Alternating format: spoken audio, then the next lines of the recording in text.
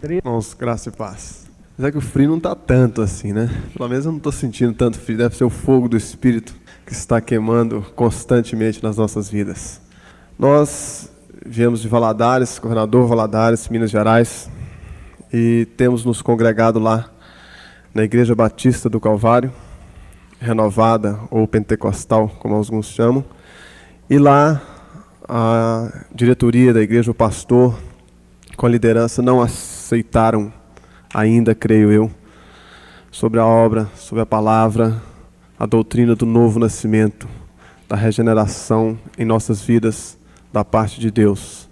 E ontem eu compartilhava com os irmãos aqui à noite sobre o que o Senhor fez na minha vida em particular e na vida de bastante pessoas lá, já que nós exercemos o cargo de presidente do 23º Conjuban, que é o Congresso da Juventude Batista Nacional, que reúne todo o Vale do Aço e Vale do Rio Doce na região de Minas Gerais. E nós convidamos o pastor Carlos Alberto Antunes, da Comunidade da Graça, para que estivesse ministrando naqueles 4 dias de congresso. E a palavra que ele ministrou para nós foi uma só: novo nascimento. Dentro desta palavra, ele ministrou libertação da lei do pecado e da morte, e ministrou também a libertação de uma consciência impura, de uma consciência culpada, como nós lemos aqui agora. E isso tudo desde os 6 anos que eu venho frequentando a igreja e nunca tinha alcançado a paz interior. Sempre participando de diretoria de igreja, diretoria de mocidade, participando de vários cargos, mas nunca consegui ter a tranquilidade, o descanso que Cristo nos oferece pela sua palavra. E nessa insatisfação, eu resolvi fazer uma viagem para montar um conjunto. Eu queria montar um conjunto para mim, com outro irmão lá. Resolvi fazer uma viagem para conhecer Vencedores por Cristo em São Paulo, conhecer o Life em Porto Alegre, em particular o Azaf, e conhecer também outras pessoas ligadas à área de música. Passando por São Paulo, eu fui ao Vencedores, fiquei conhecendo, e fui na comunidade para conhecer o Ademar.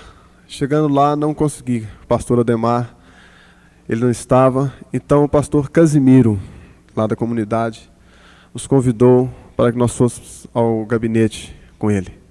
Chegando lá, ele ministrou essa palavra.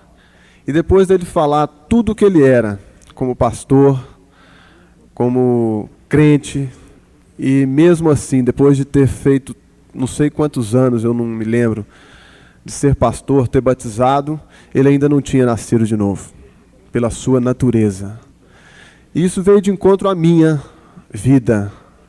A minha natureza não era nada mais, nada menos do que aquela natureza que ele estava declarando que tinha, e que tinha sido liberto a partir do momento da experiência da regeneração. E isso me deixou um conflito muito grande no período de agosto de 87, quando foi em fevereiro de 88 agora, o pastor Antunes esteve em Valadares, e na primeira noite que ele ministrou, quando ele ministrou sobre a libertação, e eu ontem compartilhava aqui com os irmãos também, que ele enfatizava muito que você tem que tomar posse desta palavra pela fé. E eu guardei aquilo no meu coração e falei: essa é minha e ninguém me toma. Agora está guardado, e já que é pela fé, então é minha. Quero ser liberto, aceito minha morte com Cristo, aceito a minha ressurreição com Cristo. E mais do que isso, aceito estar diariamente crucificado com Cristo. E a partir desse primeiro dia, um esclarecimento que eu tive, eu já pude caminhar os outros 3 dias em gozo.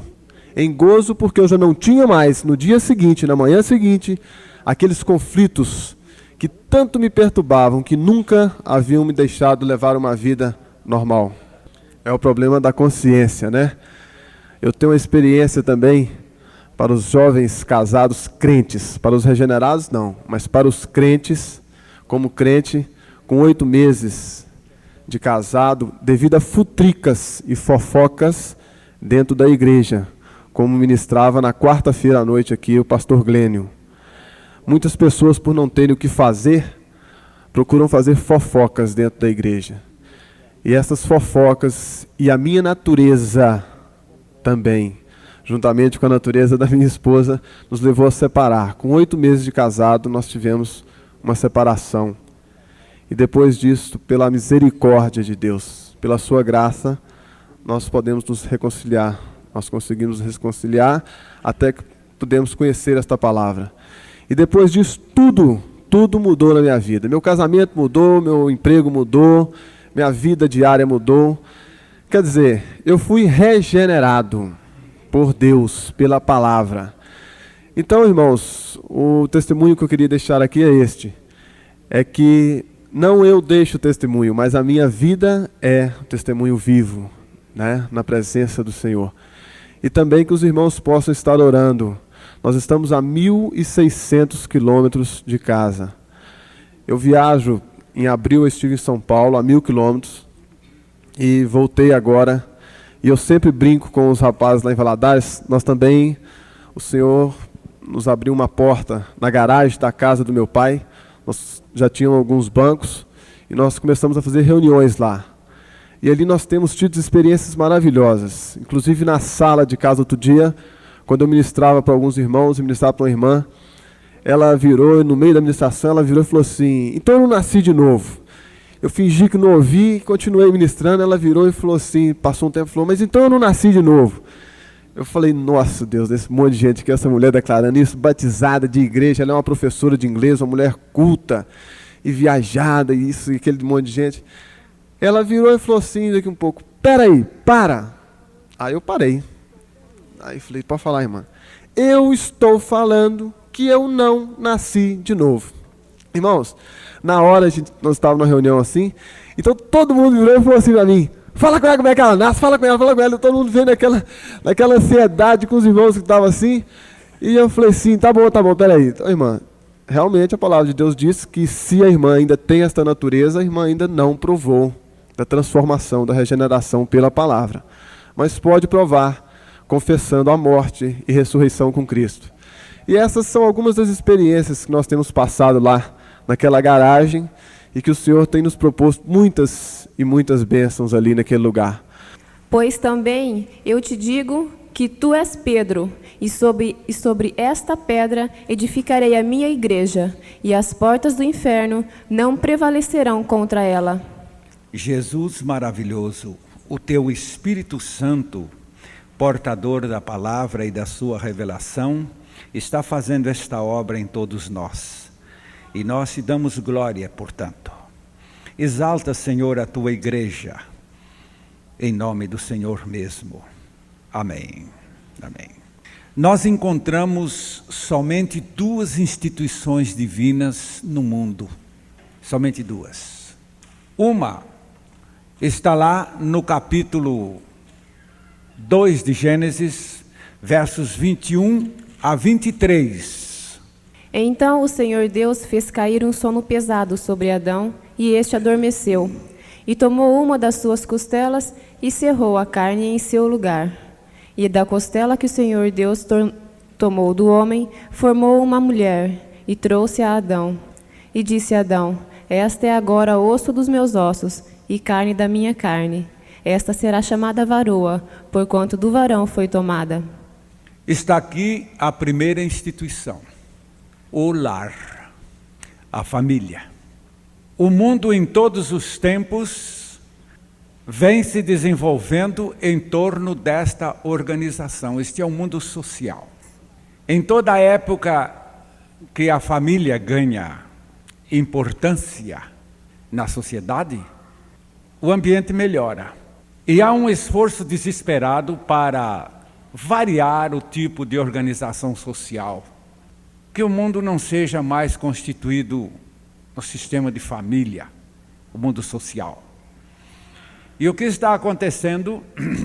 Nós estamos nesta época onde se tem mais avançado contra a instituição da família. E até mesmo esse conceito da promoção da mulher aí, eu cismo que isto seja uma exorbitância para outra vez confundir a estabilidade da família, da primeira instituição divina na terra. A mulher tem um lugar importantíssimo no seu lugar. Porque tudo aquilo que se exorbita perde a razão de ser. O que os irmãos pensam? A mãe que embala um berço, embala o mundo. Isto é uma grande verdade. A formação de homens que vêm dali do berço. E como é importante a instituição, meus amados, da família, porque ela é divina. Nunca se conseguiu destruir esta instituição. Muitos sistemas organizados, até de nações, têm se levantado e acabam frustrados. Eu me recordo que a Sociedade das Nações reunia-se a pleno vapor na hora que explodia a primeira grande guerra no Brasil, no mundo. E o que nós vemos aqui é que as organizações humanas não subsistem. Aquela Sociedade das Nações hoje é chamada ONU. Lá foi há poucos dias o nosso presidente falar na ONU, não é verdade? E segundo o princípio da verdade, eu notei que ele cometeu um erro tão infeliz. Ele disse que a democracia é que traz a paz. Isto é falso. Isto é falso. Nada pode trazer a paz se não há justiça. Justiça. Porque o homem, dentro deste princípio de justiça, ele tem no seu interior a paz. E então ele pode manifestar a paz ambiente, porque não se cogita de paz de uma maneira exterior, sem que o interior esteja participando dela. Isaías 32:17 diz que a paz só pode partir de um justificado. E o efeito da justiça será paz, e a operação da justiça repouso e segurança para sempre. É um absurdo o cogitar desta paz que o mundo dá. Porque Jesus ainda disse: deixo-vos a paz. Eu não vos la dou como o mundo a dá. Porque o mundo vem, não é? Passa uma pinturazinha de paz e a pessoa sai branquinha como a pomba.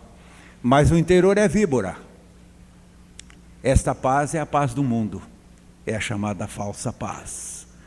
E que tem invadido a igreja. Nós encontramos isso lá no hino 116, né? Vem, demole os alicerces da enganosa paz. Porque não há paz sem essa justiça. Isso tudo mostrando que as organizações sociais passam, mas a instituição divina subsiste, o lar. Mas agora, o nosso assunto é a igreja, porque a igreja também é instituição divina.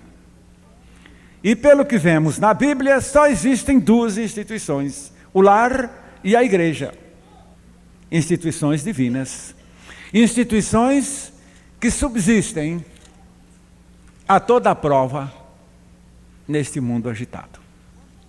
Quando o Senhor Jesus disse a Pedro: tu és Pedro, e sobre esta pedra edificarei a minha igreja. A pedra é a palavra de Deus que Pedro confessou dizendo: tu és o Cristo, o Filho de Deus vivo. São três grandes verdades que Pedro confessou ali: que ele é o Cristo, que ele é o Filho de Deus e que a sua vida não tem fim, eterno. Sobre esta pedra edificarei, disse Jesus, a minha igreja. É interessante que naquela hora ainda não estava instituída a igreja. Ela apareceu bem mais adiante. Agora, em 1 Coríntios 1:2, A igreja de Deus que está em Corinto, aos santificados em Cristo Jesus, chamados santos, com todos os que em todo lugar invocam o nome do nosso Senhor Jesus Cristo, Senhor deles e nosso. Nós temos aqui no verso 2 a expressão igreja de Deus. A igreja não é minha. A igreja não é sua. A igreja não é do pastor fulano de tal. A igreja não é da associação e nem é da convenção. Esse conceito de filiação de igreja a uma instituição cooperativa é antibíblica, porque a igreja não é filha de nada e de ninguém, ela é igreja de Deus. Ela de fato tem um dono. Ela de fato tem um pai. Ela de fato tem um Senhor. E ciumento, que faz muita questão que seja inteiramente seu, o que lhe pertence. Vocês vão ver que para a igreja para Cristo lhe custou muito caro instituir a igreja e ainda mantê-la. Em 1 Timóteo, capítulo 3, versículo 15, encontramos mais uma vez esta expressão de quem é a igreja. Mas, se tardar, para que saibais como convém andar na casa de Deus, que é a igreja de Deus vivo, a coluna e firmeza da verdade. Ela aí outra vez está apontada como coisa muito importante. Não só como igreja do Deus vivo. Mas vejam bem que a igreja está aqui colocada como a coluna. A coluna é aquele pilar que segura toda a estrutura de um prédio. A igreja é possuidora da verdade. Não será arrogância se ela quiser ser possuidora da verdade sem a palavra de Deus, ela é arrogante sim. Mas se ela se firma na palavra de Deus, Jesus disse, santifica-os na verdade. A tua palavra. Eu espero que esta congregação fale forte. Santifica-os na verdade. A tua palavra é a verdade. Então a igreja tem. Se ela está firme na palavra, ela é realmente a coluna da verdade. Não há dúvida. Mas é a palavra que é toda a sua garantia. Agora voltamos para o quadro, a fim de darmos atenção à terminologia. Não há igreja sem a unidade de cada membro. Ela é, em primeiro lugar, um sentido coletivo, é um sentido congregacional, é um grupo. É onde estão 2 ou 3 reunidos em nome do Senhor. Ali ela é a igreja. Não tem nada com a organização. Não tem nada com a autorização de sei lá quem para instituir-se a igreja. A igreja é formada de membros e de mais nada. Por isto, o Novo Testamento só entende igreja autônoma. A palavra autônoma é dirigindo-se a si mesma.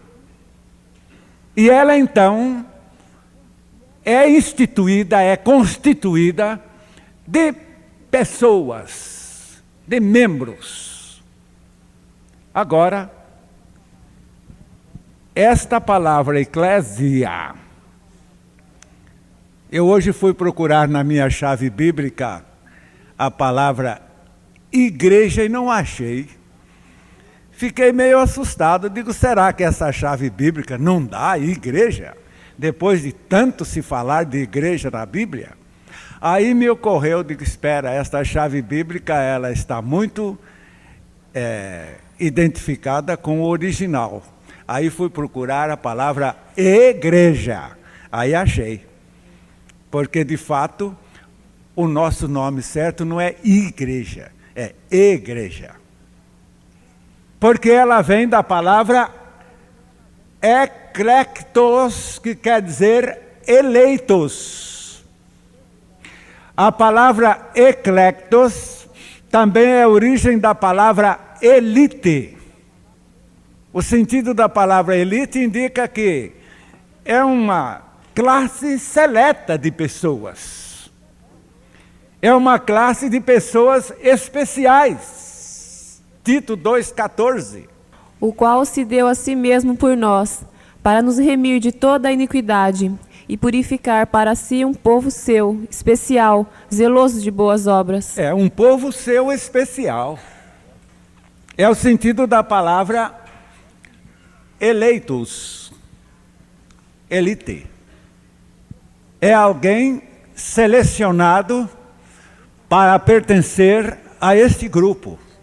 Agora, os irmãos notem que esta palavra eleito, mais eleito, mais eleito, é igual a igreja. Vou pôr igreja aqui outra vez. Só. Não se devia cogitar de organizações de igreja. Isso aí não tem pé na palavra de Deus. Porque onde estão reunidos os eleitos, aí está igreja. Esse conceito de dar valor especial à instituição eclesiástica desfez muito o sentido da constituição da igreja, segundo o plano de Deus. Num sentido geral, a igreja deveria ser coisa mais comum, mas corre-se para o setor organizativo e dá-se à igreja um aspecto especial, e com isto a igreja se amarra, porque ela só pode existir sob a autorização de certos e determinados líderes.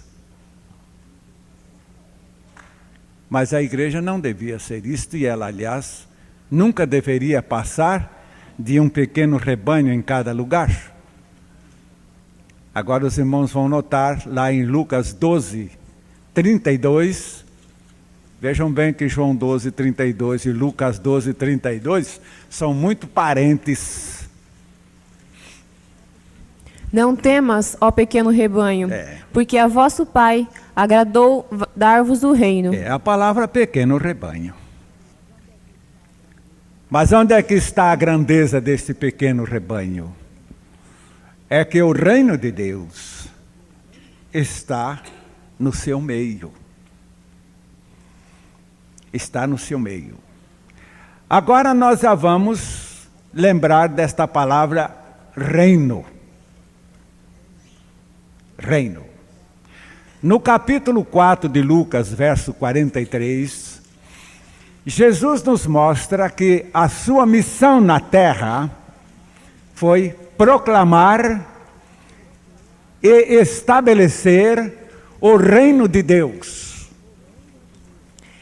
Ele, porém, lhes disse: também é necessário que eu anuncie a outras cidades o evangelho do reino de Deus, porque para isso fui enviado. João Batista foi enviado para anunciar que o reino de Deus já estava próximo. Quando Jesus chegou, ele anunciou dizendo: o reino de Deus é chegado. E aqui ele disse: eu estou enviado para proclamar este evangelho que é o reino de Deus. E em Lucas 9:2, os irmãos vão notar que a igreja também ganhou a tarefa de pregar o reino de Deus. E enviou-os a pregar o reino de Deus e a curar os enfermos. A tarefa da igreja é pregar, e pregar o reino de Deus. A cura dos enfermos acontece espontaneamente no desempenho da pregação do reino de Deus. Os pregadores de cura por aí não conseguem tanta cura porque eles deixam o principal poder curativo, que é o reino de Deus. 1 Coríntios 4:20 diz-nos aí o que é o reino de Deus. Porque o reino de Deus não consiste em palavras, mas em virtude. A outra versão diz melhor: o reino de Deus não consiste em palavras, mas em poder. Poder. É o poder que cura. É o poder que opera maravilhas. É o poder que opera milagres. É o poder que opera. Mas em que consiste este poder? Ou de onde procede este poder? É do reino de Deus. A gente corre a pregar frutos, sabem? Deixando de lado a árvore. E daqui a pouco não há nem pregação e nem fruto. Porque a fonte é a árvore. A fonte de todas as coisas é o reino de Deus. Porque só existem dois reinos neste mundo. Um é o reino que se estabeleceu no Éden e que vem exercendo a sua função no mundo inteiro. 1 João, capítulo 5, versículo 19. Sabemos que somos de Deus e que todo mundo jaz no maligno. É isso. O reinado que está aí é do maligno. E Cristo veio invadir o reino maligno com o reino de Deus, pregando e mandando pregar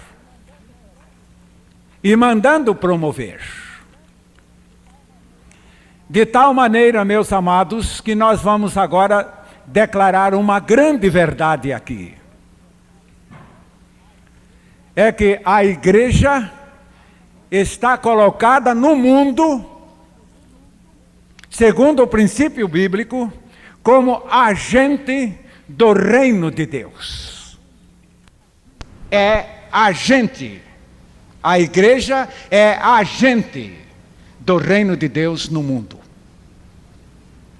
Agora, em todo o tempo que ela perde esta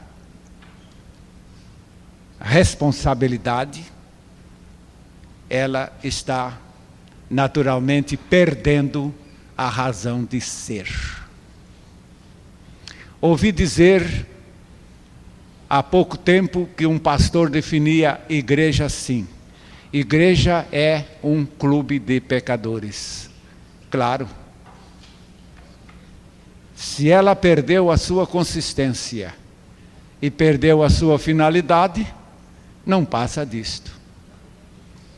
Eu me lembro de um outro pastor que num estudo bíblico, ele gritou lá, dizendo: a igreja sem os elementos renascidos no seu meio, ela é apenas um clube religioso. Digo, acho também. E daqui a pouco Nós podemos concordar com os comunistas que acham que a igreja é a organização mais nociva que existe na face da terra. Mas se você, a esta altura, pensar bem o que a igreja de Cristo se tornou na terra, você vai ter que concordar com esta declaração bolchevista. A igreja está sendo uma peste na terra porque ela perdeu a sua missão. O que você acha de um médico que vai ao lado do seu doente querido e, em lugar de tratá-lo, começa a explorá-lo? Isso é médico? É nocivo, é maligno, é inimigo. A igreja, sem a sua missão, e, meus amados, eu concordo, ela é a maior peste que existe na face da terra. Mas se ela estiver no seu lugar, você vai notar que Deus coloca a dispensação mais cara através da igreja na terra.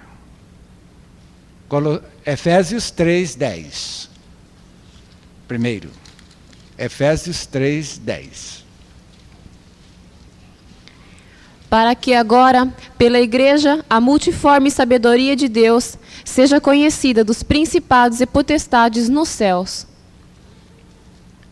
Deus tem um plano de manifestar a sua multiforme sabedoria, tanto na terra como no céu. Mas qual é o meio que ele elegeu para manifestar a sua multiforme sabedoria? A sua igreja. A sua igreja. Uma outra coisa que eu quero destacar aqui, que se acha no capítulo 1 de Efésios, versículo 22. E sujeitou todas as coisas a seus pés, e sobre todas as coisas o constituiu como cabeça da igreja. Quando você lê esse trecho a partir do verso 19, você vai notar que Paulo aborda a questão do poder. Primeiro, ele coloca o poder como originando-se da ressurreição de Cristo. Porque Deus empregou o máximo de poder ao ter que tomar o seu filho lá embaixo, na mais profunda fossa de iniquidade, morto, e deslocá-lo dali, não apenas colocando-o como um mero sobrevivente ao lado da sepultura, mas segundo o texto de Filipenses 2:9, ele teve que colocar o seu filho na mais elevada altura, tanto em posição, como em poder, como em tudo mais. Pelo que também Deus o exaltou soberanamente, e lhe deu um nome, que é sobre todo o nome. Parece que a grandeza desse poder se estende muito à profundidade do lugar de onde ele teve que tirar o seu filho, mas esse poder se estende muito mais à elevação, às alturas, porque colocou o seu filho acima de todo o poder, acima de toda a sabedoria, acima de tudo, enfim. Mas como vimos no verso 22, que este Jesus, que está agora colocado acima de todo o poder no céu e na terra, este poder se comunica através, você viu aí, o verso 22. Eu marcaria este verso se eu não conhecesse bem familiarmente, eu o marcaria. É através da igreja que o poder de Deus se manifesta. Vamos repetir esse verso 22. E sujeitou todas as coisas a seus pés, e sobre todas as coisas o constituiu como cabeça da igreja. E agora aqui, no versículo 23 do capítulo 5 de Efésios. Porque o marido é a cabeça da mulher, como também Cristo é a cabeça da igreja, sendo ele próprio o salvador do corpo. Eu me lembro que uma vez uma senhora se levantou na reunião da igreja e disse: eu acho que o mais importante aqui na vida da nossa igreja é o pastor. E disse: o pastor é a cabeça da igreja. Eu era crente novinho. Eu gostei que ela elogiasse o pastor. Mas um irmão virou para mim com a cara azeda e disse: nunca! Cabeça da igreja é Jesus! Eu digo: graças a Deus. Graças a Deus. Cabeça da igreja é Cristo. Cristo. Agora, irmãos, parados aqui nesta posição de Cristo cabeça, a igreja aparece aqui como sendo o corpo. O corpo. E os versículos 24 a 29 de Efésios 5, 24 a 29 de Efésios 5, vamos apreciar a palavra de Deus aqui, fazendo uma analogia, mas vamos ficar do lado do que ele diz sobre a igreja. De sorte que, assim como a igreja está sujeita a Cristo, assim também as mulheres sejam em tudo sujeitas a seus maridos. Vós, maridos, amai vossas mulheres, como também Cristo amou a igreja e a si mesmo se entregou por ela, para a santificar, purificando-a com a lavagem da água pela palavra, para apresentar a si mesmo igreja gloriosa, sem mácula, nem ruga, nem coisa semelhante, mas santa e irrepreensível. Assim deve os maridos amar as suas próprias mulheres, como a seus próprios corpos. Quem ama a sua mulher, ama a si mesmo. Porque nunca ninguém aborreceu a sua própria carne. Antes, a alimenta e sustenta, como também o Senhor a igreja. Que identificação a palavra de Deus nos mostra entre Cristo e a igreja. O verso 29 também está dentro deste maravilhoso assunto.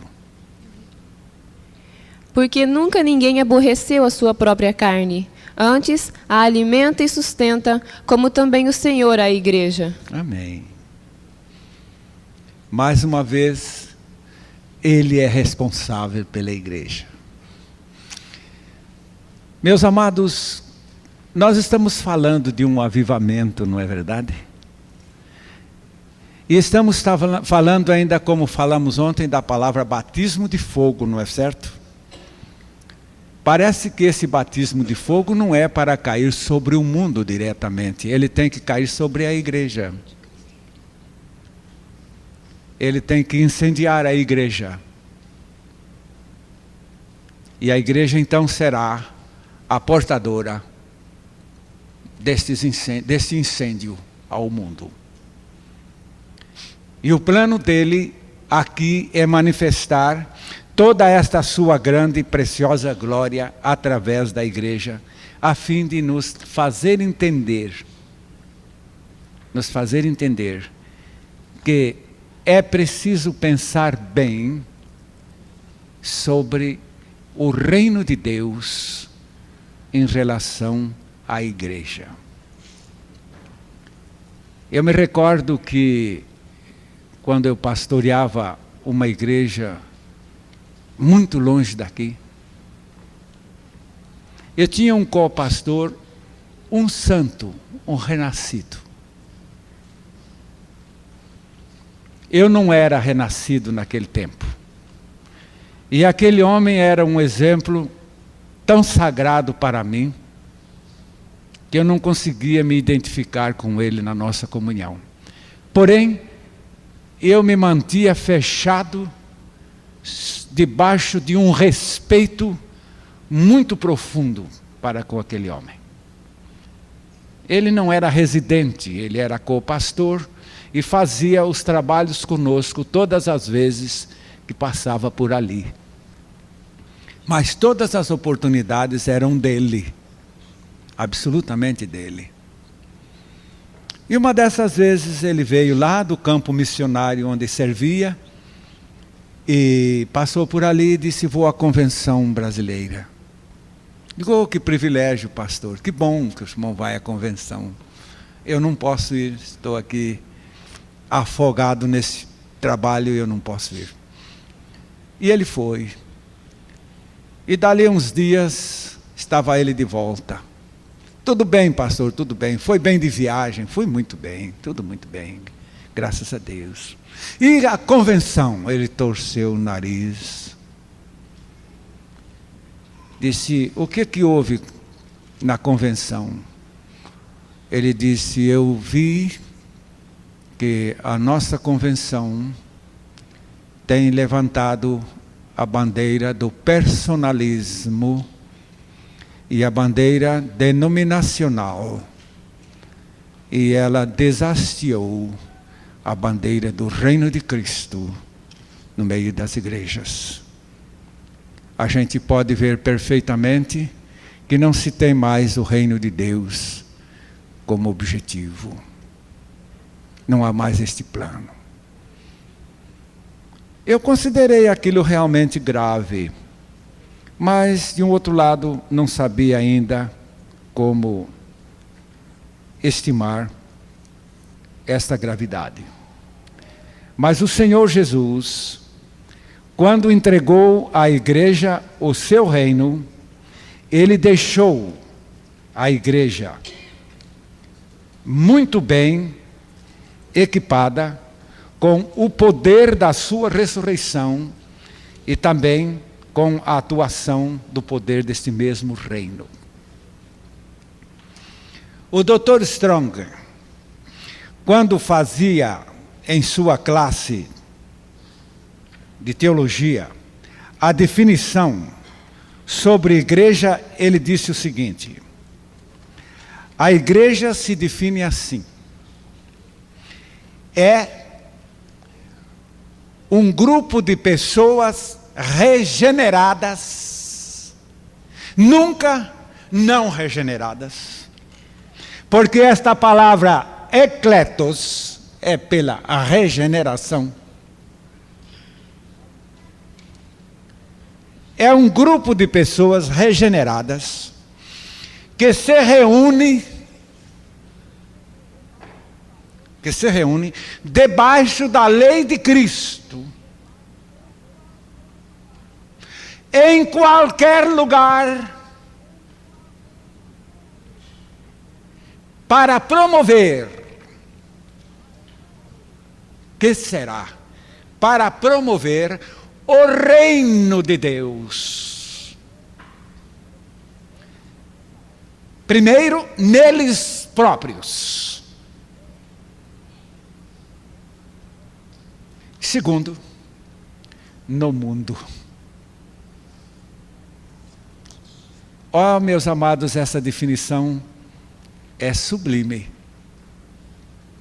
Eu entendo que a igreja é este grupo de pessoas regeneradas, que debaixo da lei de Cristo se reúnem em qualquer lugar para promover o reino de Cristo neles e no mundo. Isto é a igreja de Cristo. Agora, O maligno, sabendo que a consistência da igreja está na regeneração e nesta eleição, sabendo disto, ele procurou apagar logo o estupim da bomba. Eu não sei se você entendeu, quando se apaga o estupim da bomba, não tem mais perigo. O diabo não quis discutir os lados periféricos da igreja. Ele foi logo e cortou, vamos dizer, o cordão umbilical do feto. E aí ele sabe que ele liquida com tudo. Porque tirada a doutrina do novo nascimento, a igreja não tem mais consistência.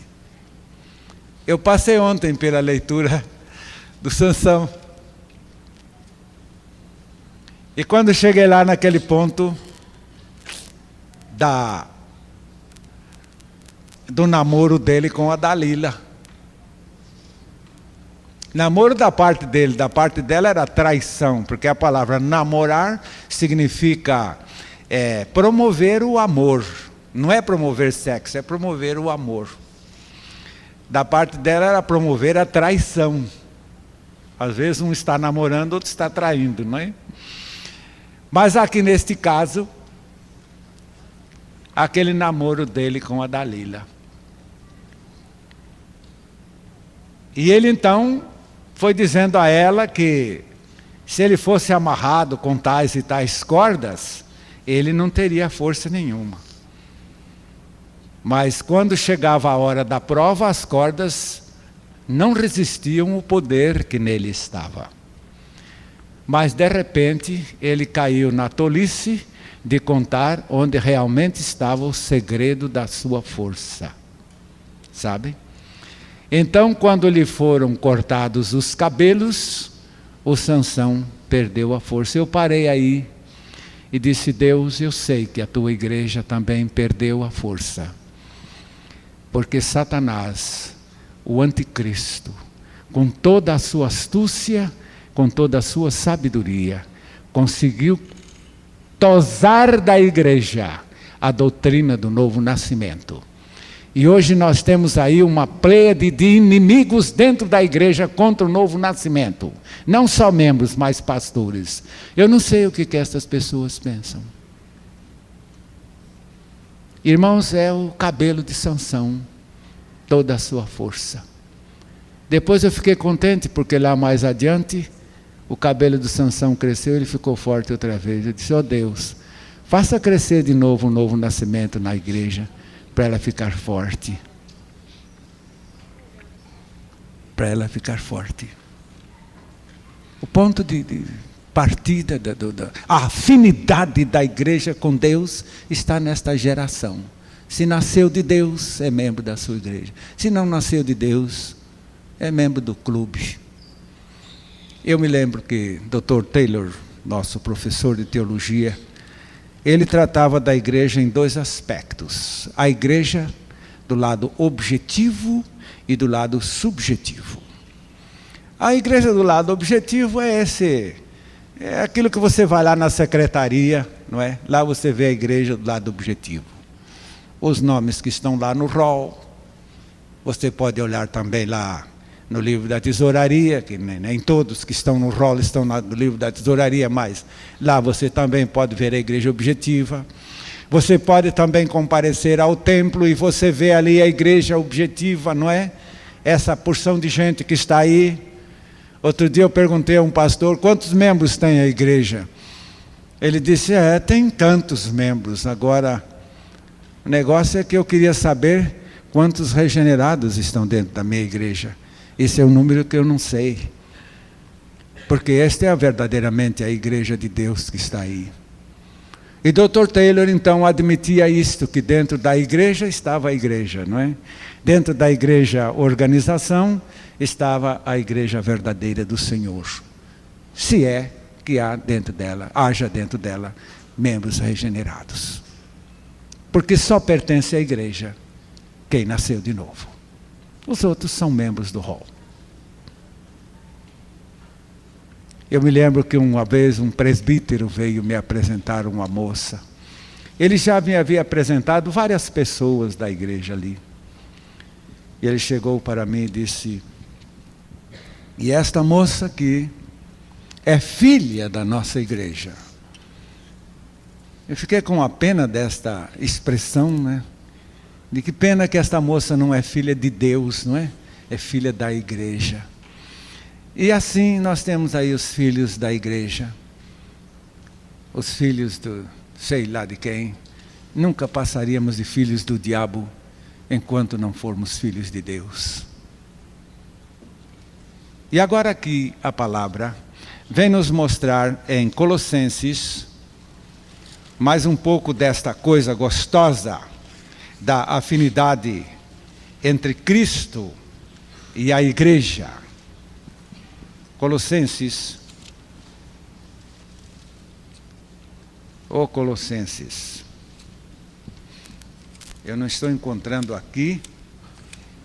Falando em Colossenses, capítulo 1.